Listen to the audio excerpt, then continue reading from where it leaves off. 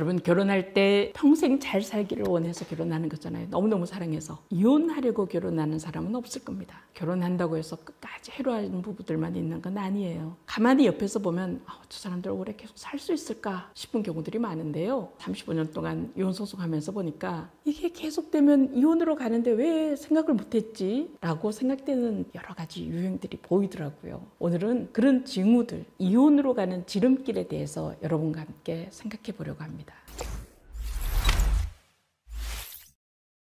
첫 번째, 전형적인 이혼 사유들인 거죠. 외도, 폭언, 폭력, 상대방에 대한 인격적인 모욕, 무시, 거친 말, 무례함, 이런 것들은 두말할 필요 없이 이게 장기화되면은 버티지 못하더라고요. 난 못 살겠다. 이게 가장 많은 이혼 사유들인 거죠. 두 번째, 생활비 안 주는 거예요. 잠시는 안 줄 수 있어요. 그러긴 하지만 그게 1년, 2년 오래되고 주더라도 아주 조금만 주고 알아서 생활해라 라고 하는 경우, 경제관념 없는 경우, 너무 사치, 낭비, 자기 수준에 비해서 함부로 쓰는 경우, 이렇게 경제관념 없이 함부로 하거나 공유하지 않는 경제적인 어려움이요, 이런 것들도 이혼으로 가는 지름길입니다. 세 번째, 본가나 아니면 친정에 너무 가까이 지내는 거죠. 특히 여자분들 친정집 옆에 같은 아파트 단지 아래 위층에 와서 결혼해서 생활하는 경우 많습니다. 당연히 시댁도 마찬가지고요. 그럴 경우에 어느 한쪽에만 너무 치우치면은 상대방은 힘들고 불만을 가질 수밖에 없죠. 1년에 한두 번 가면서 자기는 주말마다 가야 되고 그러면 어떡하나요? 맞벌이한 부부 중에 퇴근을 아예 친정으로 퇴근하고요. 저녁 먹고 놀다가 잠자러 집에 오는 아내가 있었어요. 남편은 친정에 가서 밥을 먹거나 아내와 아이가 올 때까지 기다리다가 그 생활이 너무 오래되니까 너무 지쳐서 나 너무 힘들다 라고 해서 이혼하고 싶어 하시는 분이 있었는데요. 어느 한쪽에 너무 치우쳐 있고 상대방이 아예 무시하고 안 간다. 결국은 상대방의 불만이 쌓여서 이혼할 수밖에 없습니다.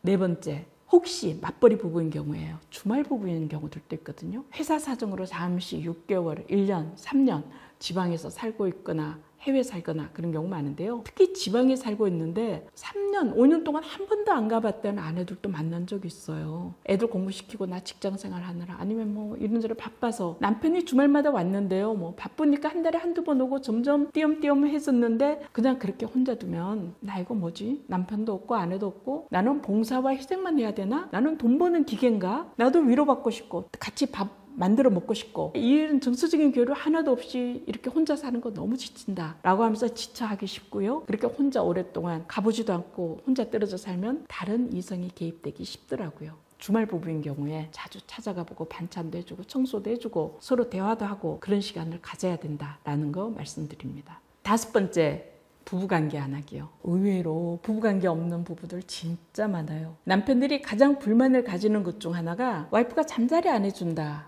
라는 거예요. 처음부터 싫어하는 분도 있고요. 아이 낳고 난 이후에 잠자리 원하지 않는 아내도 있고요. 뭔가 남편이 한번 외도를 하거나 실수하면 그것 때문에 괘씸해서 섭섭해서 부부관계에 응하지 않는 그런 아내들도 있습니다. 시댁에 뭔가 섭섭하거나 화가 나거나 그러면 남편하고 잠자리 딱 끊어버리는 아내들도 있더라고요. 잠자리 안 하면 젊은 남편들 어떻게 해결해요? 혼자서요? 한계가 있죠. 결국 밖에 이성이 생길 수밖에 없고요. 밖에서 해결하게 되거든요.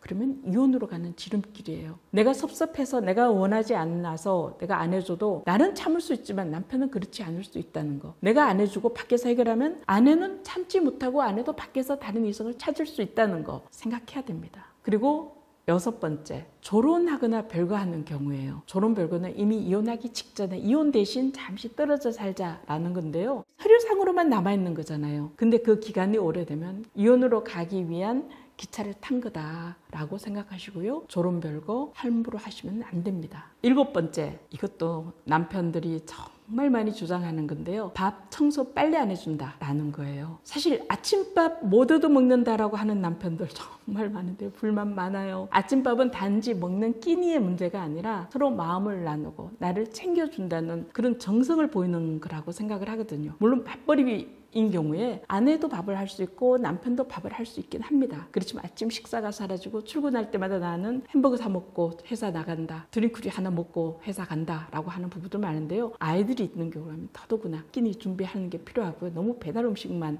위주로 하고 계속되면 불만 가지고 밥 해주는 여자 찾아가더라고요. 청소, 빨래, 게으르다 라는 이야기들 정말 많이 하는데요. 청소, 빨래는 같이 해야 되는 거죠. 여자만 해야 되는 건 아닌데 또한 서로 간에 불만이 쌓이다 보면은 이혼하게 되고요. 남편들의 가장 큰 불만 중에 하나가 그거더라고요. 8번째, 대화 없는 거예요. 서로 간에 대화가 있어야죠. 메모지로, 카톡으로, 아이를 통해서 대화하는 경우요. 결국 대화가 없으면은 남남으로 이혼으로 간다. 9번째, 자녀에게 무관심한 거예요. 자기 취미나 직장생활 하느라고 아예 관심 없는 아빠들 많고요. 엄마들 중에도 관심 없어 하는 경우들 많아요. 아랫집에 있는 친정어머니가 아이가 너무 많이 울어가지고 윗집에 있는 딸 집에 가봤더니 아이는 천장에서 이렇게 줄을 달아서 젖병을 묶어놓고 우유가 다 쏟아져 있고 딸내미는 컴퓨터 켜놓고 이어폰 켜고 컴퓨터 게임하고 있더라고요. 내 딸이지만 내가 왜 이렇게 키웠는지 모르겠다 라고 하는 경우들도 봤거든요. 아이에게 관심 없고 아이에게 함부로 말하고 폭행하고 하는 엄마, 아빠들도 많이 봤어요. 아이 양육하는 가치관이 다르거나 아이 보호하고 아끼는 정도가 다르다면은 아이에게 함부로 하면 결국 이혼으로 가더라고요. 그리고 마지막, 주말 자주 비우십시오. 내 취미 찾아가지고 골프 치러 다니고요, 사냥하러 다니고요, 해외여행 다니고요, 여러 가지 취미 활동들 밖에서 주로 생활한다면은 안에 있는 사람 언제까지 기다려줄까요? 영원히 기다려주는 그 자리에 항상 머물러 있는 곳은 아니에요. 내가 밖으로 돌면 안은 언제든지 신기루처럼 사라져버릴 수 있다라는 거 생각해야 됩니다.